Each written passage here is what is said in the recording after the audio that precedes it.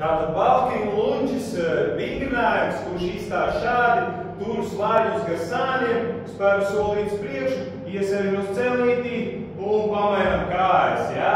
Netaisam pauzīti šeit, nepieliekam kāju blakus otrai, uzreiz spēlējam soli uz priekšu un turpinam staigāt tālāk. Kas ir svarīgi, tīpaši sākumā, necenšamies izdarīt par daudz.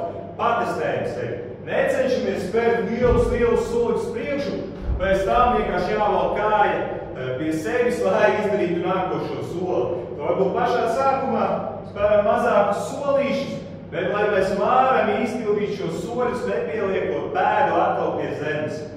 Tā ir pirmā versija. Ja ir valkinu lunčis ar pulsi, tieši tas pats vingrinājums, tikai izpildam pulsiņu starp šiem soļiem, kas izstāv šādi. Spēru solītas priekšu, iesēžos celītī, izdaru pulsiņu un tikai pamainu tādu kājas. Pulsiņš, soļoju tālāk. Okay?